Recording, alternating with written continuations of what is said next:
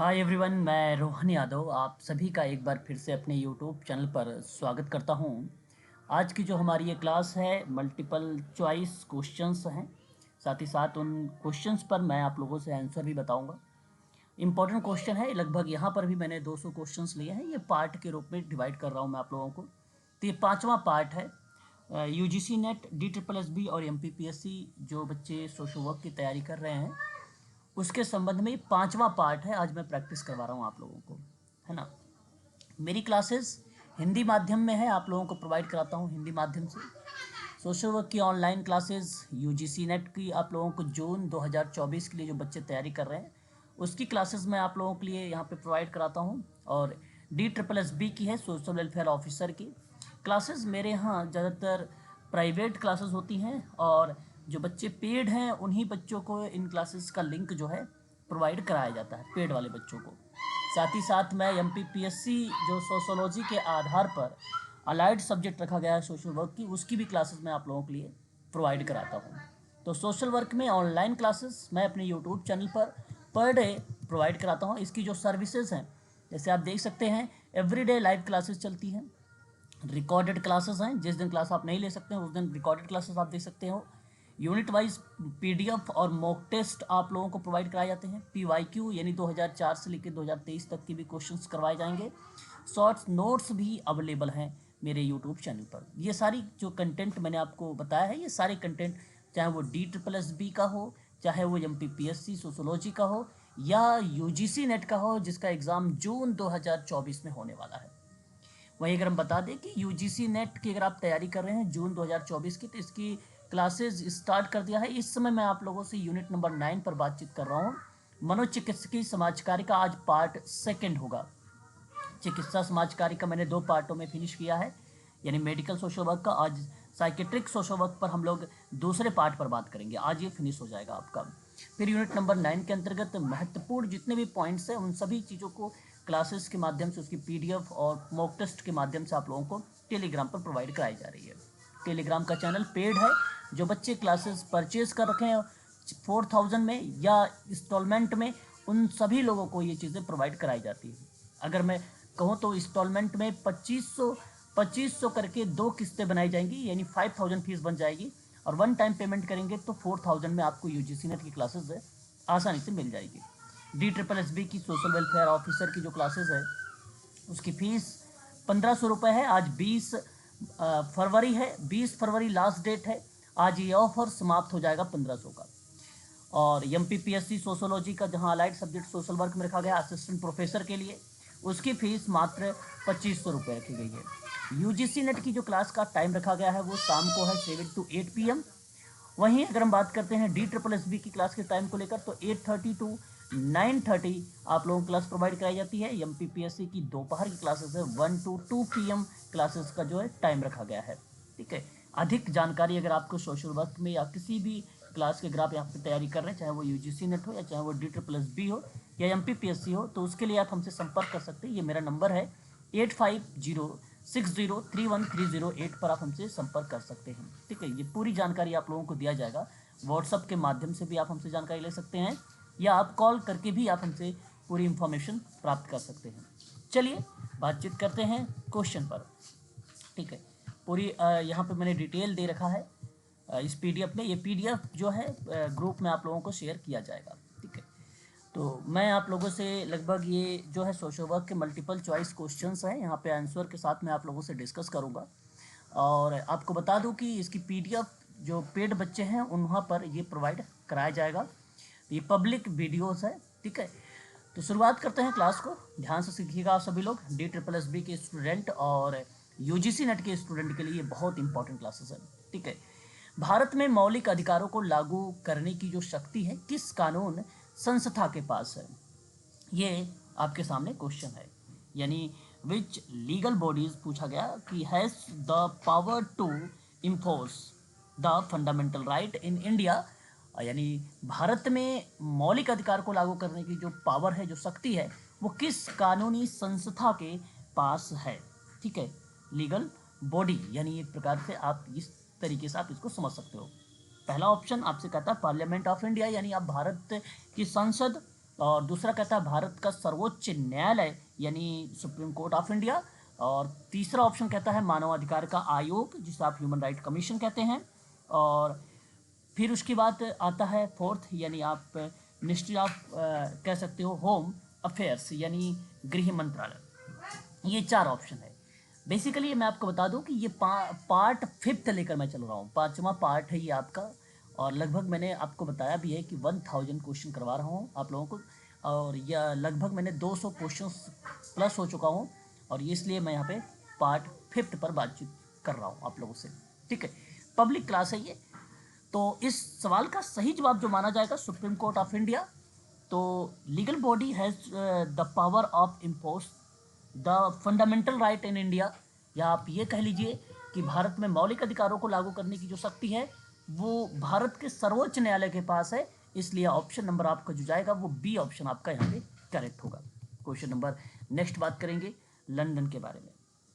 आज हम लोगों ने कल की क्लासेस में जिक्र भी किया था थोड़ा सा, बहुत ही इम्पोर्टेंट स्मिथ कॉलेज को लेकर, ठीक है। लेकिन यहाँ पे जब आप हिस्ट्री पढ़ेंगे, DSSB की मैंने हिस्ट्री पढ़ा रखा है, वो आसानी से इस सवाल का जवाब दे सकते हैं। बाकी UGC नेट की हिस्ट्री भी बाकी है क्योंकि यूनिट नंबर 9 पर बात कर रहा हूँ। इस बार मैं 10, 9, 8, 7, 6, 5, 4, 3, 2, 1 पर बातचीत कर रहा हूँ, इस तरीके से बात करूँगा। तो लास्ट में हिस्ट्री पर मैं बात करूँगा आप लोगों से। लंदन स्कूल ऑफ इकोनॉमिक्स में नियुक्त सामाजिक प्रशासन के पहले प्रोफेसर कौन थे? तो रिचर्ड टिटमस थे। यहाँ पे करेक्ट जवाब जो जाएगा वो ऑप्शन नंबर आपका ए करेक्ट माना जाएगा। ये प्रश्न ये था कि who was the first professor of social administration appointed in the London school of economics. तो करेक्ट जवाब हो जाएगा Richard Titmuss, option number A is the correct जवाब। आगे बात करेंगे क्वेश्चन नंबर थर्ड। कहता है कि निम्नलिखित जो है सामाजिक व्यक्तिक कार्य में साक्षात्कार महत्वपूर्ण होता है। ऑप्शन ए है ये। और ऑप्शन ए बेसिकली टूल्स लिखा है, औजार को मतलब टूल्स यानी आप उपकरण कह सकते हैं, ठीक है। तो पहला टूल्स हो जाएगा। और दूसरा बी यानी विधि है, यानी आप मेथड कह सकते हो। तीसरा तकनीक यानी टेक्निक कह सकते हो आप लोग, टेक्निक कह सकते हो, ठीक है। और चौथा ऑप्शन यहाँ पे अगर बात करें तो सिद्धांत है, यानी ये थ्योरी नहीं, ये प्रिंसिपल्स की बात हुई है, ठीक है। तो यहाँ पे ये चार ऑप्शन दिए गए हैं, टूल्स है, मेथड है, टेक्निक है, प्रिंसिपल्स है ना। तो सामाजिक व्यक्तिक कार्य में साक्षात्कार महत्वपूर्ण होता है, किस परिप्रेक्ष्य में जाना जाता है? तो इसको मेथड के रूप में जाना जाता है, यानी विधि के रूप में। ऑप्शन नंबर बी आपका यहाँ पे करेक्ट जवाब हो जाएगा। क्वेश्चन नंबर 4 कहता है कि निम्नलिखित में से कौन सा शोध का वह रूप है जो आमतौर पर सवालों के जवाब देने और अस्थायी समस्याओं को हल करने के लिए शिक्षक, परामर्शदाता और अन्य पेशेवरों द्वारा किया जाता है, ठीक है। तो आपके सामने ये सवाल है, कहता है which of the following is form of research tip जो है टिपिकल या टिपिकली कंडक्ट बाय टीचर, ठीक है, कंडक्ट बाय टीचर, या आप कह सकते हो काउंसलर, ठीक है, एंड अदर प्रोफेशनल, अन्य जो व्यवसाय है या पेशेवर हैं उनके द्वारा ये किया जा रहा है, ठीक है, प्रोफेशनल। तो to answer the questions and to solve local problem यानी स्थानीय समस्याओं को हल करने के लिए शिक्षक, परामर्शदाता और अन्य पेशेवर के द्वारा किया जाता है। अब ये बात कहाँ पे? तो ये प्रक्रिया जो है फॉलो कर रहा है एक प्रकार से रिसर्च में, ठीक है, शोध में। तो आप यहाँ पे चार ऑप्शन देख सकते हैं, एक्शन रिसर्च जिसको आप बोलते हो क्रियात्मक अनुसंधान, बुनियादी यानी बेसिक रिसर्च, प्योर यानी शुद्ध रिसर्च, अभिविन्यास का मतलब होता है ओरिएंटेशन मतलब अनुकूलन भी बोला जाता है इसको, ठीक है, ओरिएंटेशन और अनुसंधान। तो इसका सही जवाब जो होगा वो एक्शन रिसर्च होगा, क्योंकि यहाँ पे टीचर, काउंसलर और अदर प्रोफेशनल के जो हैं वो आंसर द क्वेश्चंस का सॉल्व लोकल प्रॉब्लम पर बात करते हैं, तो वो अभिविन्यास एक प्रकार से अनुसंधान होता है। ऑप्शन नंबर डी आपका यहाँ पे करेक्ट जवाब होगा, ठीक है। क्वेश्चन नंबर 5 हमारे सामने, भारत में सामाजिक सुरक्षा के लिए पहला कानून से संबंधित है ना। तो क्वेश्चन ये है कि first legislations of social security है ना, India was concerned with the, तो बताइए किसके साथ ये बेसिकली बात कर रहा है कि जो सामाजिक सुरक्षा के लिए भारत का पहला कानून आया, उस परिप्रेक्ष्य में कौन सा ऑप्शन आपका करेक्ट जाना चाहिए। 4 ऑप्शन आपके सामने प्रस्तुत किए गए हैं। ठीक है, आप लोगों ने सुना होगा कामगार क्षतिपूर्ति के बारे में। कार्यकर्ता मुआवजा बीमा प्राथमिक एक विधि है, और ये जो कर्मचारी क्षतिपूर्ति अधिनियम है ये 1923 का है। ये कब का है? 1923 का है। आपको बता दें कि यही सही जवाब है। कार्यकर्ता मुआवजा बीमा प्राथमिक विधि है जिसके द्वारा नियोक्ता कार्यकर्ता की मुआवजा विधियों के द्वारा लगाए गए दायित्वों को पूरा करने की क्षमता का प्रदर्शन कर सकता है। ठीक है, तो जो है कामगार क्षतिपूर्ति आप यहाँ पे कह सकते हो, या श्रमिकों को भी आप बोल सकते हैं कि कामगार का मतलब श्रमिक होता है, तो श्रमिकों का मुआवजा।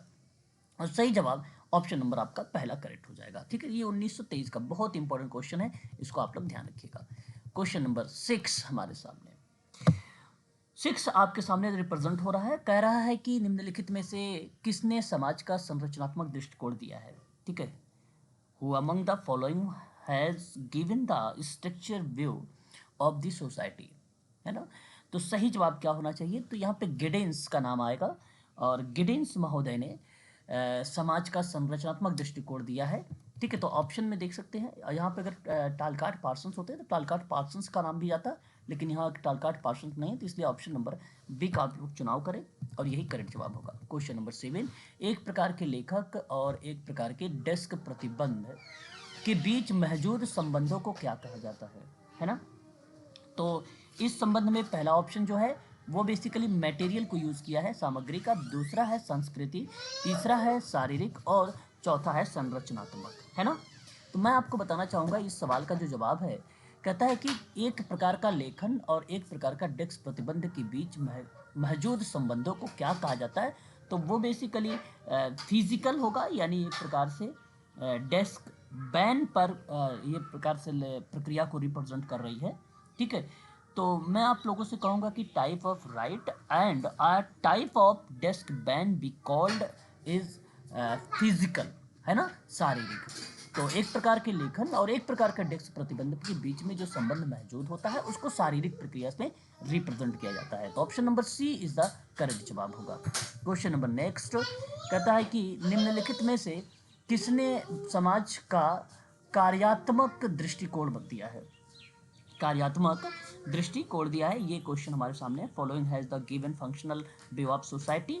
तो टालकाट पार्सन्स जिस ऑप्शन में होंगे वो ऑप्शन आपका करेक्ट हो जाएगा। यहाँ पे देखिए कार्यात्मक दृष्टिकोण पर बात करते हैं, तो एक आप ध्यान रखिएगा ऑटो रैंक अप्रोच उपागम पे नाम आ जाता है। यहाँ पे जब सवाल पूछता है कार्यात्मक दृष्टिकोण के या अभिगम के रूप में, तो वो ऑटो रैंक का नाम आता है। लेकिन यहाँ समाज का कार्यात्मक दृष्टिकोण पूछा है, तो जो है पार्सन्स का नाम आएगा, टालकाट पार्सन्स का। और टालकाट पार्सन्स ऑप्शन नंबर सी में है, इसलिए ऑप्शन सी करेक्ट जवाब होगा।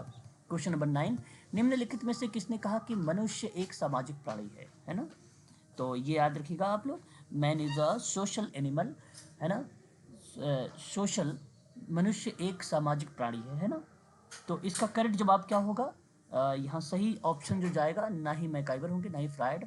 हाँ, यहाँ आप लोग कह सकते हो जो है अरिस्टोटेल का नाम आता है, और ऑप्शन यही आपका करेक्ट हो जाएगा। ठीक है, इस प्रश्न का अगर सही जवाब होता है कि मनुष्य एक सामाजिक प्राणी है, तो वो अरिस्टोटेल का नाम आएगा। सामाजिक व्यवस्था मुख्यतः किसके द्वारा कायम रहती है? ये ऑप्शन आपके सामने क्वेश्चन नंबर अगर हम बात करते हैं तो 10 आगे हमारे सामने the social order is maintained की बात हो रही है, यानी सामाजिक व्यवस्था मुख्य रूप से किसके द्वारा कायम रहती है। क्वेश्चन नंबर 10 सही जवाब कानून के द्वारा, और यहाँ पर बी ऑप्शन आपका करेक्ट जवाब माना जाएगा। क्वेश्चन नंबर 11 कह रहा है कि सामाजिक संचरण का साधन कौन सा है। क्वेश्चन नंबर 11 यानी कल्चरल एक प्रकार से ट्रांसमिशन शब्द यूज हुआ है, और इसका सही जवाब होगा लैंग्वेज, यानी भाषा इज द राइट आंसर होगा। करेक्ट ऑप्शन आपका सी माना जाएगा। इस प्रश्न को आप लोग अवश्य ध्यान में रखिएगा। मैं आपको बता दूं कि ये सभी प्रश्न जो हैं DSSB के और यूजीसी नेट का जिनका एग्ज़ाम जून 2024 में होने वाला है, उनके लिए बहुत इंपॉर्टेंट क्वेश्चन है। ऐसे प्रश्नों को आप लोग ध्यान से देखिए। क्वेश्चन नंबर नेक्स्ट हमारे सामने है। देखिए यहाँ आपको बता दें कपाट के बारे में आपसे पूछा कि आप कपाट का संक्षिप्त रूप बताएं, ये सवाल पूछा आप लोगों से। और इसका सही जवाब अगर मैं आप लोगों से बात करूं तो कपाट की जो होता है वो काउंसलिंग, क्या होता है याद रखिएगा, काउंसिल फॉर, ठीक है, advance for people action and rural technology, ठीक है, ये इसका फुल फॉर्म है। तो यहाँ पे आप कपाट का फुल फॉर्म में इसका शुद्ध हिंदी अगर कहे तो लोगों के कार्यों और ग्रामीण प्रौद्योगिकी के लिए अग्रिम परिषद होता है, ठीक है। एडवांस का मतलब अग्रिम होता है, तो ऑप्शन आपका पहला करेक्ट जवाब हो जाएगा, ठीक है। इसको आप लोग याद रखिएगा, इसके बारे में मैंने थोड़ा सा बातचीत किया है आप लोगों से, लेकिन पूरी डिटेल आपको जानकारी मैं दूंगा, ठीक है, क्लासेस में। क्वेश्चन नंबर 13, सामुदायिक आयोजन विभिन्न विधियों या गतिविधियों को आगे बढ़ाने के लिए प्रोत्साहित करता है और दिशा और मार्गदर्शन भी प्रदान करता है। क्वेश्चन नंबर हमारे सामने 13 है। सही जवाब आपका यहाँ पे जो होगा वो बेसिकली एडवोकेटर का मतलब एक प्रकार से वकील के रूप में भी सामाजिक कार्यकर्ता को रिप्रेजेंट करते हैं हम लोग। तो सामुदायिक आयोजक जो विभिन्न गतिविधियों को आगे बढ़ाने के लिए प्रोत्साहन करता है और दिशा में मार्गदर्शन भी प्रदान करता है, तो वो एक प्रकार का वकील, और वकील बेसिकली सामाजिक कार्यकर्ता के रूप में आता है, ठीक है। तो ऑप्शन आपका यहाँ पे बी करेक्ट हो जाएगा। क्वेश्चन नंबर 14 कि समाज की तुलना जीव में किसने की थी। समाज की जो तुलना है वो जीव से की थी। समाज की तुलना कंपेयर किया था ना सोसाइटी को, ठीक है, तो किससे रिप्रेजेंट किया था, तो वो भी जीव से किया था। और कौन सा विद्वान था वो, तो आप ध्यान रखिएगा यहाँ पे डार्विन नहीं आएंगे, ना ही डार्क अगर हम बात करें तो दुर्खिम, ये दुर्खिम शब्द है, ये भी नहीं आएंगे। और ये मैकाइवर, ये भी नहीं आएंगे। और हाँ, हर्बर्ट स्पेंसर का नाम आप लोग बता सकते हो। और यहाँ पे करेक्ट जवाब ऑप्शन नंबर डी सत्य माना जाएगा आप लोगों को, ठीक है ना। अगले सवाल की तरफ हम लोग, इसका सही जवाब जो जाएगा वो ऑप्शन नंबर आपका डी सही माना जाएगा। अगले सवाल की तरफ रुख करते हैं। विकास के चरणों का सही क्रम में चुनिए, ठीक है, विकास का जो क्रम है वो सही तरीके से आप इसका चुनाव करें। क्वेश्चन नंबर 15 है, ठीक है। तो ये basically pick the correct order of the stage in the development, है ना। तो इसके परिप्रेक्ष्य में अगर हम बात करते हैं तो आपको कहीं ना कहीं, जैसे अगर मैं बात करूँ जो है जीन पियाजे के बारे में, तो उन्होंने बेसिकली संज्ञानात्मक अवस्थाओं के बारे में जिक्र किया, और दूसरा सिगमंड फ्रायड के बारे में, है ना, जिन्होंने विकासात्मक की चीज़ों पर जिक्र किया। सिगमंड फ्रायड जैसे कि दमन, इनकार, प्रक्षेपण, अलगाव, प्रतिगमन की बात किया, ये रक्षा युक्तियाँ हैं, जो कि ये रक्षा युक्तियाँ विकास के चरणों को नहीं रिप्रेजेंट करती है, उन्हीं का है ये।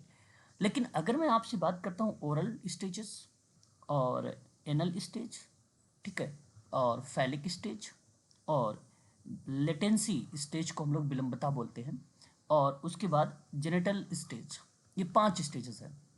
और इन्हीं 5 स्टेजेस को मौखिक, गुदा, फैलिक और विलंबता और जननांगता के रूप में जाना जाता है।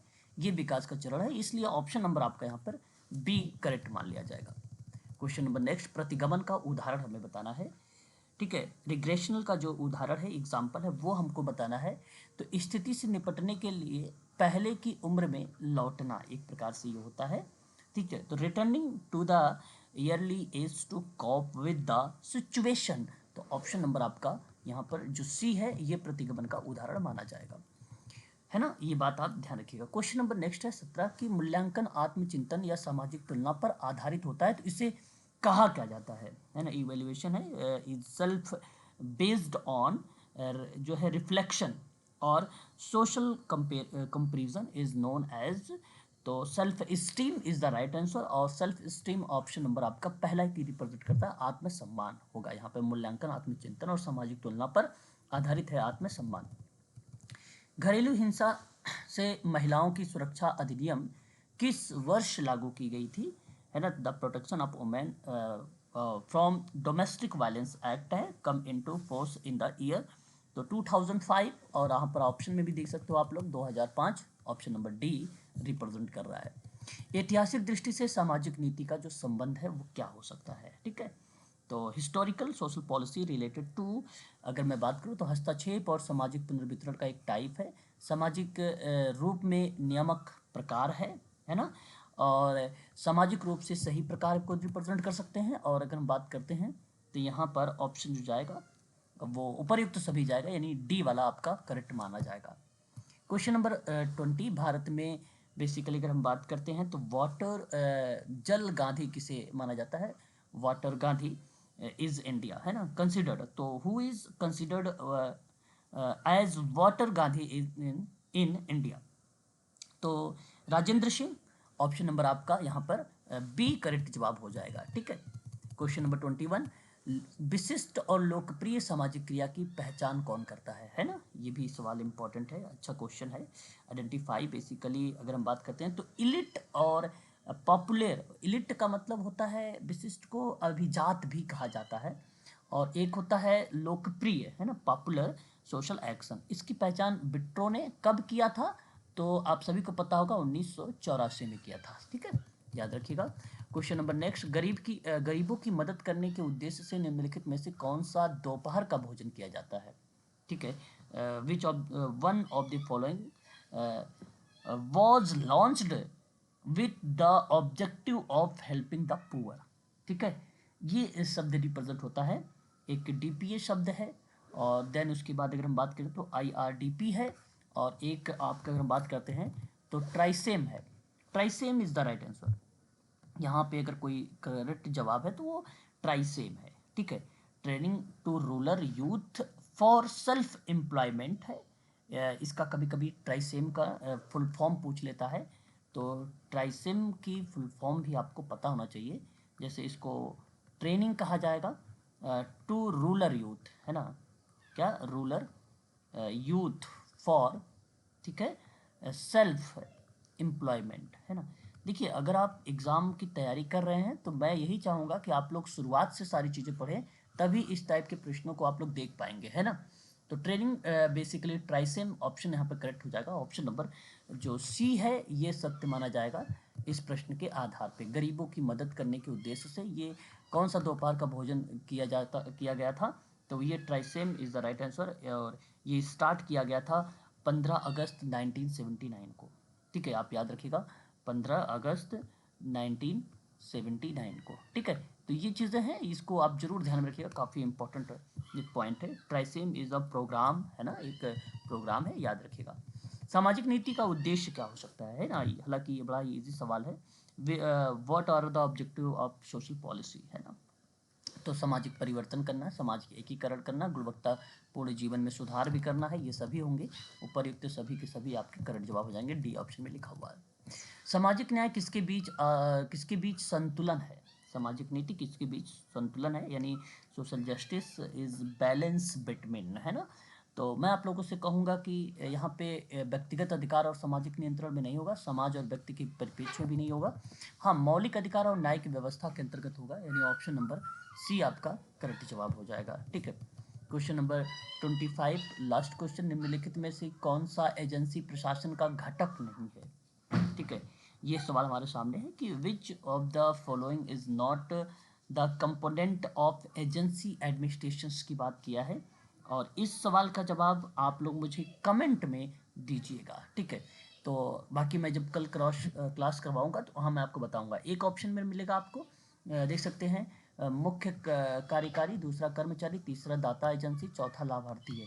तो ये डार्क लिखा है तो बहुत बच्चे इसी को सोच रहे होंगे, फिर भी आप लोग इसको सोच के मुझे जवाब दीजिएगा कि इसका करेक्ट जवाब क्या होना चाहिए। बट यहाँ पर ध्यान रहे कि मे बी हो भी सकता है कि लाभार्थी ना हो, है ना। तो आपको बता दूं एक बार फिर से कि मेरे यूट्यूब चैनल पर यूजीसी नेट जून के लिए तैयारी की जाती है, और ऑनलाइन क्लासेस प्रोवाइड है। DSSB की सोशल वेलफेयर ऑफिसर की भी क्लासेस प्रोवाइड है, MPPSC की भी सोशल वर्क की ऑनलाइन क्लासेस प्रोवाइड है। अधिक जानकारी के लिए आप 8506031308 पर आप हमसे संपर्क कर सकते हैं, और व्हाट्सअप भी कर सकते हो। अधिक जानकारी के लिए आप कॉल भी कर सकते हो। ठीक है, चलिए आज के लिए बस इतना ही, बाकी अगले पार्ट पर हम लोग कल के क्लासेस में जिक्र करेंगे आप लोगों से। ठीक है, तो आज के लिए बस इतना ही, और दोपहर की क्लासेस MPPSC की है 1 to 2 PM पर है, कुछ महत्वपूर्ण प्रश्नों पर बात करेंगे हम लोग। उसके बाद UGC नेट की है जो साइकेट्रिक सोशल वर्क पर बात करेंगे आज यूनिट नंबर 9 के अंतर्गत। 10 हो चुका है, जो क्लासेस हो चुकी हैं उन क्लासेस का वीडियो और पीडीएफ वो सारे आपको टेलीग्राम पर मिल जाएंगे, मैं आपको प्रोवाइड करा दूंगा। और उसके बाद अगर मैं बात करूं तो डीएसएसबी की क्लासेस हैं, जहां पर मैं एम्स के सोशल वर्क के क्वेश्चन पेपर पर जिक्र कर रहा हूं, वहां पर भी आज लास्ट क्लासेस है उसकी भी, ठीक है।